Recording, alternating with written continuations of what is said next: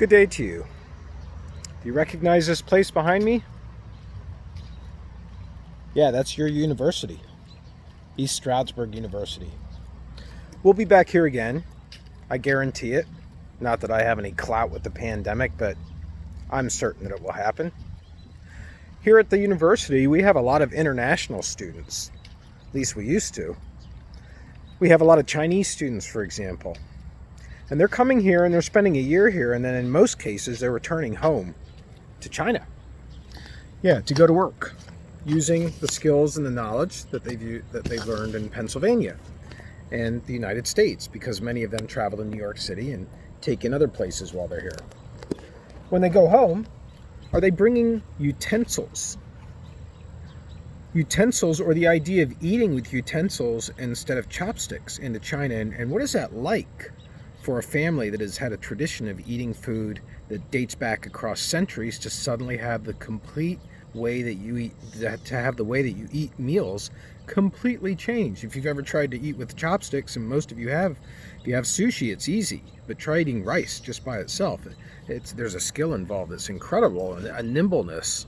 And so it's an idea that is something that we're going to bring up today. What happens when cultures mix with each other? What kinds of changes take place? Ideally, we want the mixture between cultures to result in a mutual learning experience where people are taking on each other's better characteristics and better values. But in actual fact, people have to end up absorbing to new ways of thinking when cultures interact. Why do cultures interact? Well, they interact for many reasons. They interact through war. War is definitely the way that, one of the primary ways over the past centuries that one nation has come into contact with another nation. But also we have migration. We've discussed migration, immigration, and emigration in this class. People seeking a better way of life or escaping a worse way of life. We also have tourism. Many of you used to be in this category. Almost everybody has traveled at least one time, a cruise somewhere outside of the country, gone to Canada. Tourism is another way that cultures interact with each other. And then there's social media. I'm sure that you have friends on your Snaps and your Instagrams and Facebooks or whatever you're on that are from other countries. You've come into contact with them somehow. I certainly do. I talk to my friends in Sweden pretty regularly. I've got friends in Mexico that I talk to pretty regularly. And then just being neighbors with another country, that leads to interaction as well. If you border another country and you live next to that border, many people are curious about what it's like. Before the pandemic, my wife and I were planning on driving up to Montreal. It's about a 7-hour drive from East Stroudsburg. It's one of the most beautiful and very European-like cities that you could go to, with a strong dose of Francophone culture, which is to say French-speaking culture. So there are many ways that cultures interact. And now what we're going to do is focus on that kind of war dimension aspect. Since we focused a lot on migration in past classes, we're going to focus on the war part. We're going to call it colonialism. And let's just make the point before we talk about colonialism that for hundreds of years, humans lived in isolated communities. Even within countries, you would have completely isolated villages. For example, in Ghana, villages with village chieftains. But here in the United States, you would have complete different pockets of isolation in the South and the North and the East, and the Midwest and the West. And all across the world, you had these independent cultures that were existing and really being unaware of each other, except for through perhaps a very rare circumstance where somebody has traveled to another culture and come back with tales. That all changed in the 16th century and continued through the 19th century, a period that we call colonialization.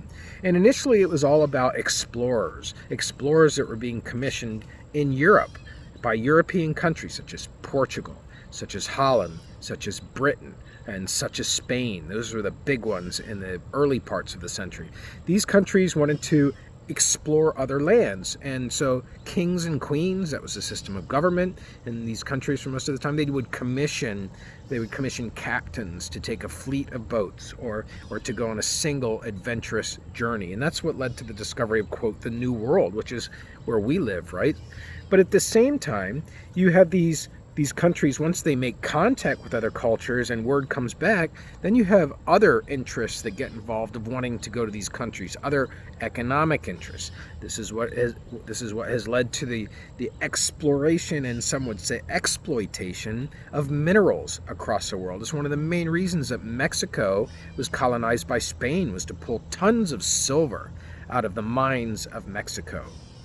And of course, we have to also talk about slavery as being an extraction of human beings due to colonialization. And the slavery triangle that existed was such a crime against humanity. It was going from Europe to Africa, capturing slaves, and then over to the Caribbean, where slaves were offloaded onto plantations, and then the plantations would deliver goods such as coffee, such as rum, such as bananas, that were loaded onto the ships, and then they went back to Europe. And this is what colonialization led to, when it became so influenced by economic interests, even at the expense of other human beings. Nevertheless, we have to talk about it in the context of this class as one of the main forces that caused the mixture of cultures. And right here in the United States, we had a mixture that many people don't know about, where Spain, quote unquote, explored, and Columbus sailed the ocean blue in 1492. Well, there's a lot of different interpretations of what that was really about and how Columbus treated people. And in fact, the Indians, the Native Americans, they thought they were Indians, thought they had landed in India. Native Americans were subjugated to slavery by the Spanish, who conquered North and Central America. Puerto Rico had the Taínos. They were a Native American tribe, and they weren't necessarily peaceful, but they weren't as warlike as the Caribbees, another Native American tribe. It doesn't matter. Both were smashed by the Spanish. And actually, the Spanish king used to regulate the speech between these two interacting groups, as an example of how culture being mixed can have a very can have an ulterior motive to it. And so, for example, if Spaniards were interacting with Indians, they were also required to teach them Christianity, to convert them to Christianity. So colonialism, for all of the exploratory it did in terms of getting people to know that there was a rest of the world out there, it really created a lot of problems. It still exists today. If you look at the history of France and Haiti, when France colonized Haiti and then pulled out of Haiti, it left Haiti with a mountain of debt that it owed to France, which it's still recovering from. Haiti is one of the poorest countries in the Caribbean. So I'm talking at length about the negativity of colonialism, just so that we make sure, especially in the climate today where we're trying to consider racial injustice and how deep it goes, that we do understand the problems of colonialization. And once again, it was massive, right? Britain controlled 1/4 of the entire world. Not that Britain didn't do some good. It brought formal education, for example, to countries, but at the same time, that education brings values, and that's what we're going to be discussing later on in the class. Let's talk about other examples. Let's talk about Hawaii. That's a country that actually is part of British colonialization that Fred Yant wanted to talk about. And the origins of Hawaiian people, and I haven't been to Hawaii, some of you in this class have, the people of Hawaii believe that their country came together because there were some really daring seafarers, people who would be willing to get in a boat and go way out into the Pacific Ocean. I mean, take a look at a map and you'll see how far away Hawaii actually is from the United States. Well, Hawaii is the United States, and I mean the mainland of the United States, and you'll see how isolated it is. So the island was started to be populated by people different mixtures of people, mostly Asian-based people, until British Voyager as part of the British colonial empire, Captain James Cook. He landed in 1778, and he started to refer to people on Hawaii as Orientals. And Orientalism became a way of othering a population that was being mixed with James Cook's military exploratory fleet of ships. And Oriental is a word that later became known as really basically any country that was to the east of Europe. So oriented, that's where that's coming from, right? But it was not a neutral term. It carried with it that those people were more primitive. those people were ready to be uplifted by the structure and the education of Western civilization. So Orientalism, very derogatory term. It was used very much when I was a kid, and I saw it fade away in the 1980s. So what happened was, when British voyager James Cook landed, is all of the traditions that used to be on Hawaii, which were very much monarchy traditions that had a king, and they had their own way of interacting with nature and gods. They had more than one god, and talking about the kapu. The kapu is the restriction. That's what it means in Hawaiian culture. It's Kapu. It's restricting people to having relations between the classes of people in Hawaii. There are many classes of people, and nature, and gods. It was all spelled out in the kapu. All that goes away, and Native Hawaiians ended up losing their own government. Their lands were taken over by the British, and essentially their cultural identity. And this was all accelerated even more so in 1893, because there was an overthrow of that Hawaiian monarchy, and it was backed by the U.S. government, and that's why the U.S. owns Hawaii. But all of the native Hawaiian traditions were pushed so far away that it's hard to recognize any of them today in Hawaii. Let's go on to another country that was conquered by the British, if you want to use that word, or colonized. It was Australia.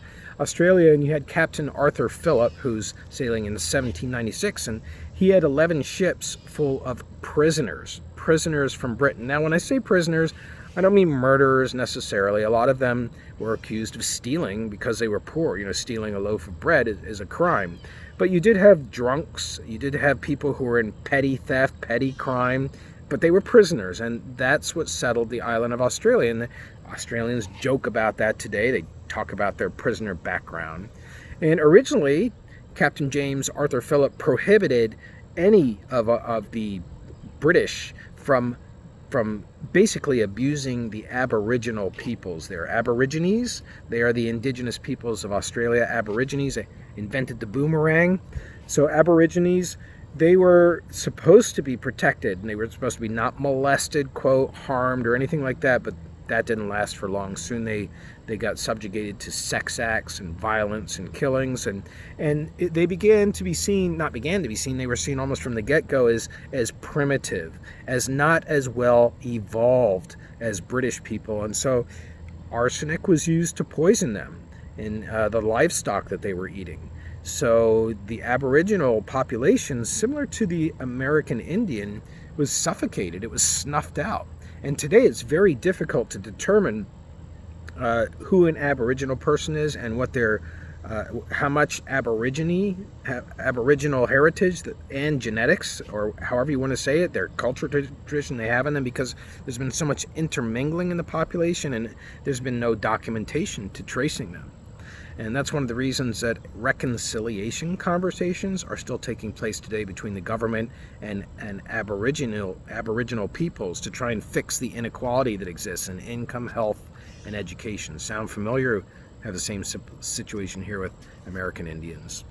Now let's move on to cultural imperialism. Cultural imperialism is a concept that I talk about quite a bit in my other class, Comparative Media, CMST 410, which I was teaching all across the world, and I was supposed to be teaching in Mexico the summer before the pandemic.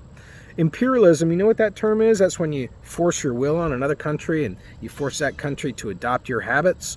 It used to happen, the old imperialism used to happen through the military. The military would arrive from one country to another, and the conquistadors, when they arrived in Mexico, they forced the Mexican peoples to worship Catholicism instead of their pagan gods. That's the old imperialism. The new imperialism today doesn't occur through military occupation so much, doesn't occur, although it does still. The U.S. has a military base in Cuba. How crazy is that, right? It's a communist country that we don't even allow people to visit, but we have a base there. And how do they allow that base? Is that not puzzling? So it continues today through military occupation, but also it continues through corporate colonialism and the media. So you have fast food restaurants, for example. KFC is absolutely huge in China, but all over the world. And McDonald's and Burger King. You can see Wendy's, Chick-fil-A. They're all American companies, right? But not so much, right? I don't recall if this is still the case, but Burger King was Pepsi, Pepsi parent group, which is a British ownership group, or at least at one time it was a British ownership group. So you have Burger King in the United States. These are examples of corporate colonialism. And when you have corporate colonialism does bring values with it. We'll talk about that a little bit later, especially with regard to fast food. Other examples of imperialism that have taken place today through the corporate exploration process is there's a ton of oil in Nigeria. Did you know that? There's a lot of oil in Nigeria. It's one of the reasons that country does have wealth, or at least more wealth than its surrounding countries. But the exploration of Nigeria has led to the most polluted river in the entire world because of all that oil leakage. So this is what imperialism sometimes brings with it. And sometimes there is an orientation by a country to guard against imperialism that's coming in through media, because media can also bring imperialism into a country. And now I would like to cite the example of the French dining experience. If you ever go to France and go out for a meal, you may find yourself a very frustrated customer with the service. You may say, "Where is my waiter? Why are they taking so long to come here?" And finally they come. And that's because the French dining experience is not meant to be fast. It's meant to be leisurely. And that's why you have so many courses. And that's why it takes so long for the waiter to come to your table, because they want to make sure that you have time to get acquainted and to relax after your hard day. And then you have your appetizer, then your entree, and then your dessert, which is not necessarily sweet. It could be apples and cheese, or cheese and almonds. And then they serve a digestive, which is a small drink that's fruit-based. It's alcoholic, and you sip it, and it breaks up everything you've just eaten, so that your stomach, you're not eating in a tense stomach environment because you're stressed out. You're having a relaxed environment. It's good for the digestion. That way of eating goes away if you accept the imagery of fast food commercials. Fast food commercials are designed to get you to eat in your car. That's why they make things in packages that fit in your cup holder. Fast food is called fast food for a reason, right? So that you can get it down quickly. So that's an example of the kind of cultural imperialism that many countries today are guarding against. And mostly they're guarding against it from Britain and the United States, which are big media exporters. And examples of how they're trying to guard against it are France and Canada, both separately, but with the same idea.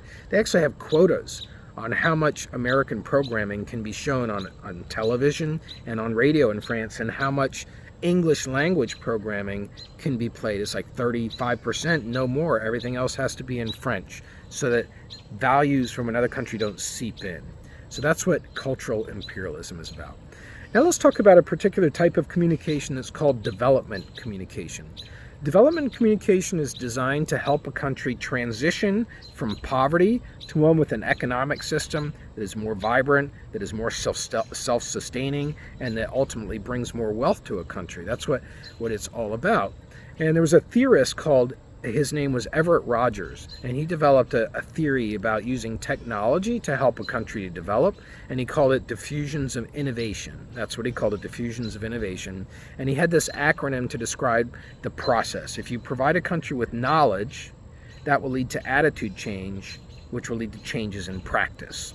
So for example, when I was in Ghana, there was a problem, as I detected, with teaching young girls the value of using deodorant. At least that was what was stated as the problem. Why it's a problem, I don't know, because that's really just a product that you're putting on to cover up a smell that your body is exuding naturally, and we've been taught that that's a bad smell, so that this is a value. We've been taught that's a bad smell, so we need to cover it up. Now, you may disagree with me on that one, but just at least consider that idea. And so the idea from behind this knowledge can cause change in attitude, which can cause change in behavior, is to put advertisements on radio in Ghana, because that's the most important medium many people are not reading.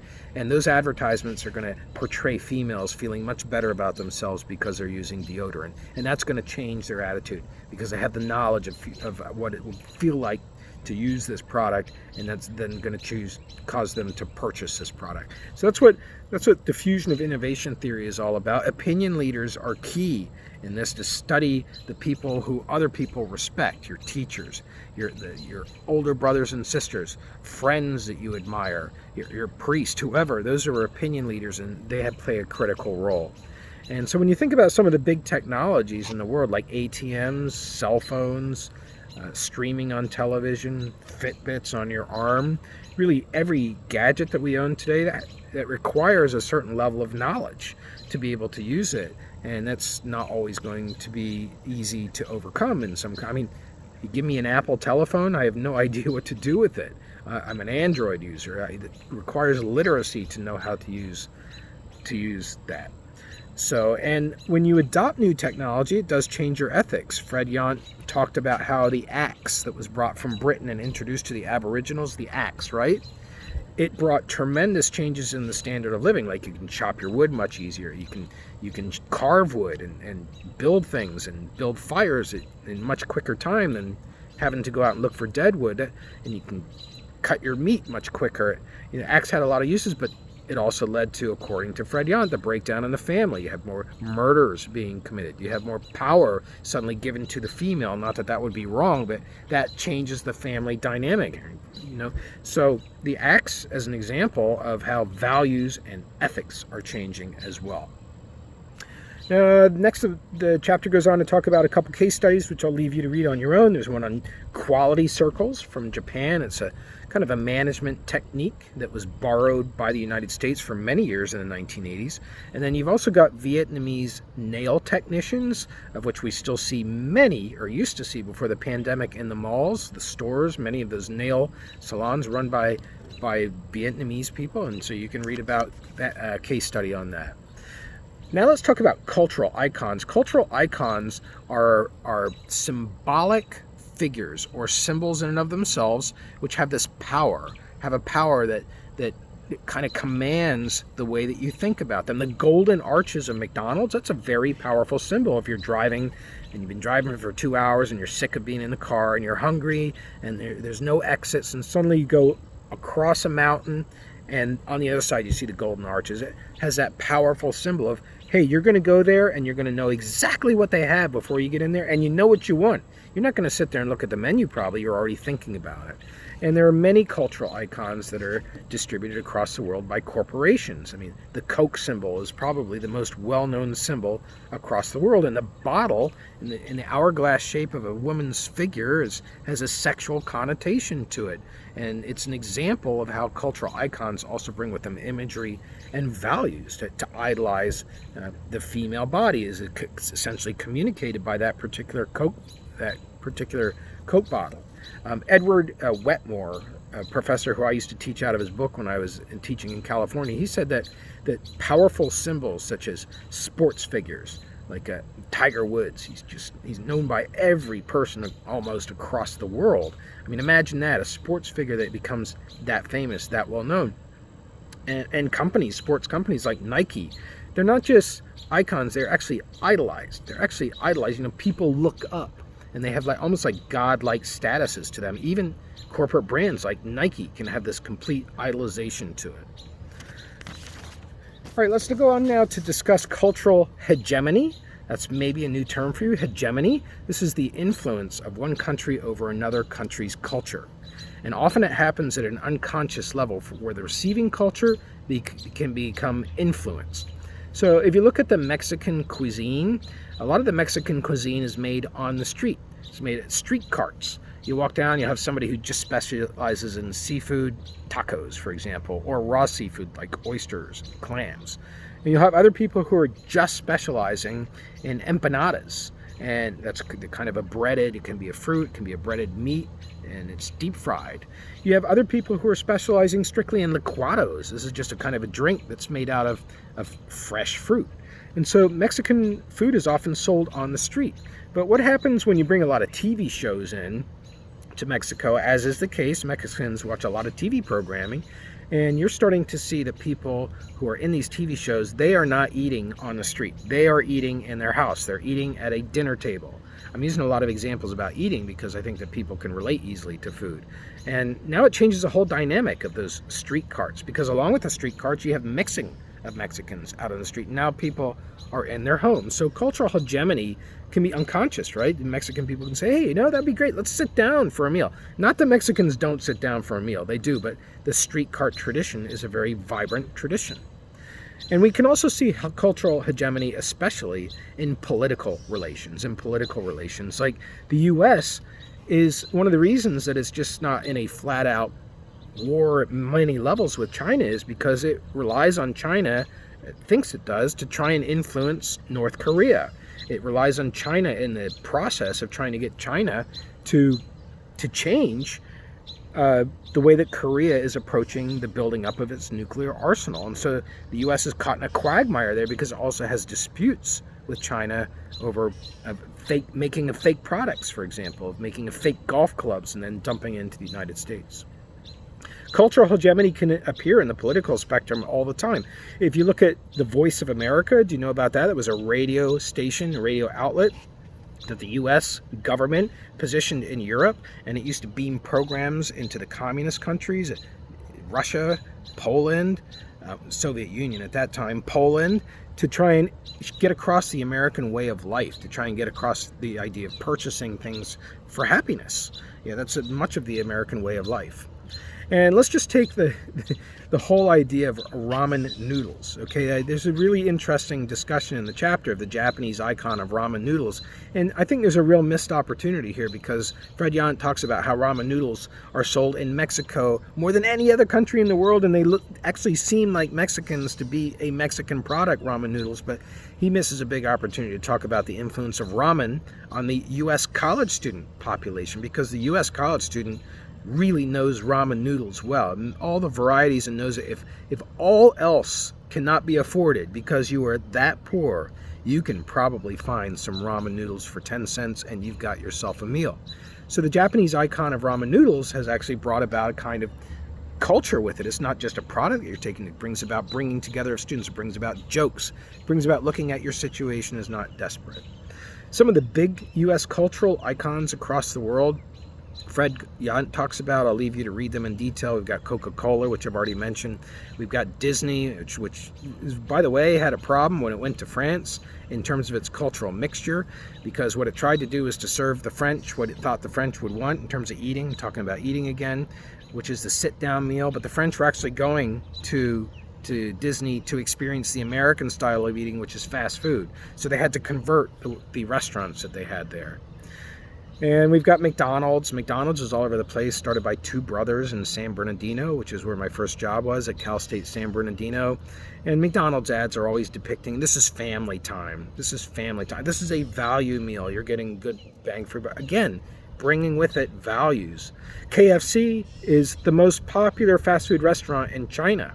It has lettering in China that is actually looking more Asian in the script. The font style, etc., then it looks sort of our standard American lettering. It has red in its colors, and China has the red flag. There's some imagery that's lapped up there, that's matched up there with China, that has helped to increase its success. And now finally, I want to finish up with adapting messages and icons. Fred Yant has them separate in the book, but I'm going to put them together.